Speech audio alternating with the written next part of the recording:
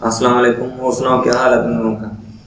तो आज हम लोग सीखेंगे कमेंट्स के बारे में। मैंने पिछली बार वीडियो में बता दिया था कि मेरी अगली जो वीडियो होगी वो कमेंट्स के बारे में होगी। तो आज देखेंगे कमेंट क्या है और इसे कमेंट लिखते हैं कैसे और इनका मकसद क्या है। दरअसल ना कमेंट हम लोगों ने आम तौर पे जो लफ्ज़ सुने हैं वो सुने हैं फेसबुक इंस्टाग्राम पे कमेंट्स के बारे में, लेकिन जो प्रोग्राम के अंदर कमेंट्स होते हैं ना ये ऐसे नहीं होते हैं।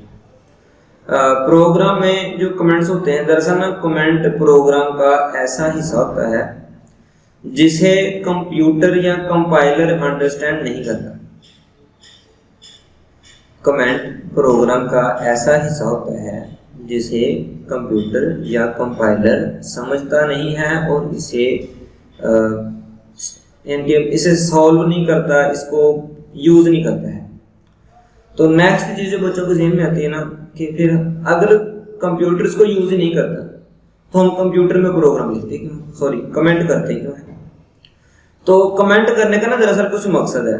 मकसद क्या है कि कमेंट करने से हमें प्रोग्राम की ना समझ आती है। अब कैसे, मैं आपको ना एक लाइव अपना कोड दिखाता हूँ और उस कोड में आप जो कमेंट पढ़ेंगे ना तो आपको खुद ब खुद अंडरस्टैंडिंग होगी कि कमेंट का फायदा क्या होता है। अब जैसे ना मुझे प्रोजेक्ट मिला है तो मैं इस पे कुछ काम कर रहा हूँ। अगर आप लोग इस कोड को देखें ना, ये जो कोड बना हुआ है तो इसमें यहाँ पर सबसे पहले ये जो ग्रीन लाइन है ये वाली, ठीक है, ये वाली जो ग्रीन लाइन है ना ये कमेंट्स है जो डबल स्लैश के बाद है। तो सबसे पहले लिखे डू नॉट रिमूव और नोटिफाई कोड अबव, के बताया गया है कि जो ऊपर वाला कोड है इसे रिमूव नहीं करना और चेंज नहीं करना।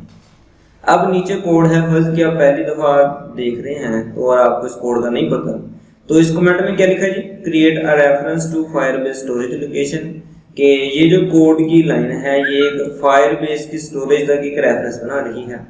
फिर उसके बाद ये जो कमेंट किया हुआ है कि लिस्ट ऑफ आइटम्स हम उसमें से ले रहे हैं। फिर उसके बाद उसमें से करंट डेट ये वाला जो कोड है ये इतना सा ये एक्सट्रैक्ट कर रहा है। फिर ये file find the image upload 1 year ago, यानी कि जो नीचे वाला कोड है ये इमेज को फाइंड कर रहा है अपलोड करने के लिए। कैलकुलेट डिफरेंस इन ईयर्स, ये जो बाकी ये वाला नीचे वाला कोड है ये डिफरेंस को कैलकुलेट कर रहा है।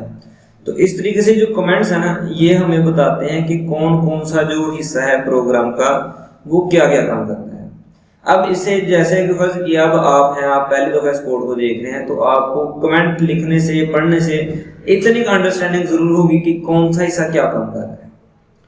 अब ये तो अगर दूसरा ये ना उस वक्त फायदेमंद होता है जब आप लोग टीम में काम करते हैं, जैसे कि जो बड़े बड़े प्रोजेक्ट करने पड़ते हैं ना एक्चुअल प्रोग्रामिंग, तो वो अकेला बंदा नहीं, मोस्टली टीम्स मिलकर करती होती हैं। तो जब भी टीम करती हैं कुछ हिस्सा एक बंदा लिखता है, कुछ दूसरा, कुछ तीसरा, तो सारे अपना कोड एक दूसरे को दिखाते हैं। तो जब एक दूसरे का कोड देखा जाता है, पढ़ा जाता है, तो उसके अंदर ये जो कमेंट्स है ना ये बहुत ज्यादा अहमियत रखते हैं, क्योंकि कमेंट्स से दूसरे बंदे को पढ़ने में बहुत ज्यादा आसानी है। पहला फायदा तो ये। दूसरा फायदा ये होता है कि जब हमने एक कोड लिखा है, एक फर्ज किया वेबसाइट बनाई है या ऐप बनाई है और आपसे उसका जो ओनर है वो आपको 6 महीनों बाद, साल बाद कहता है कि लो जी आपने मेरी ऐप बनाई थी तो आप उसके अंदर मुझे चेंजिंग कर दो। अब आप साल बाद जब अपना कोड खोलेंगे तो आपको यही समझ नहीं आएगा कि कौन सी जगह मैंने क्या किया था, क्यों किया था। तो उसके लिए भी कमेंट्स किए जाते हैं कि कमेंट्स हमें याद दहानी कराता रहता है कि हमने इस जगह पे ये वाला काम किया था।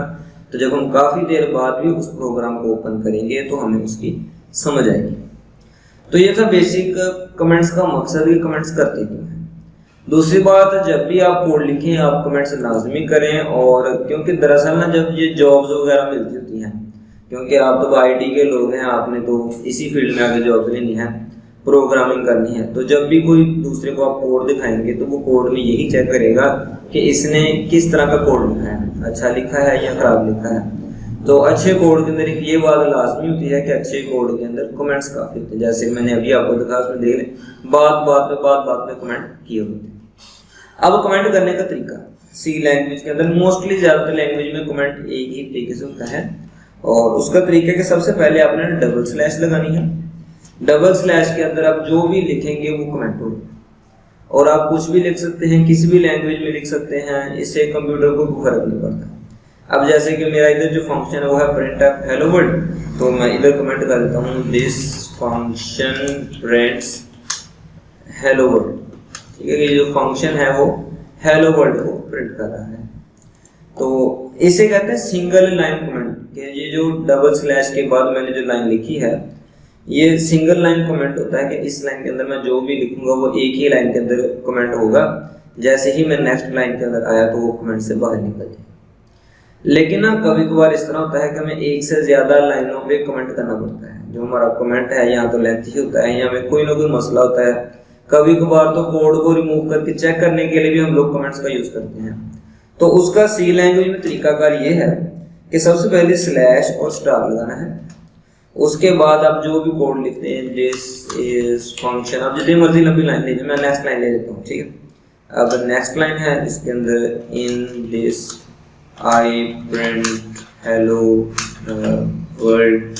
तीसरी लाइन में लिख देता हूँ जी this is third class of excellence academy. ठीक है, ये एक्सीलेंस अकेडमी की थर्ड क्लास है और कंप्यूटर स्टूडेंट्स। उसके कंप्यूटर स्टूडेंट्स के लिए खास तौर पे ये मैंने अपने स्टूडेंट्स के लिए ही बनाई है। और यहाँ पर अब देखें जैसे ही मैं इसको करूँगा ना ये स्लैश और स्टार, तो यहाँ पे ये कमेंट खत्म होगा। तो इस तरीके से हम लोग मल्टी लाइन कमेंट्स करते हैं।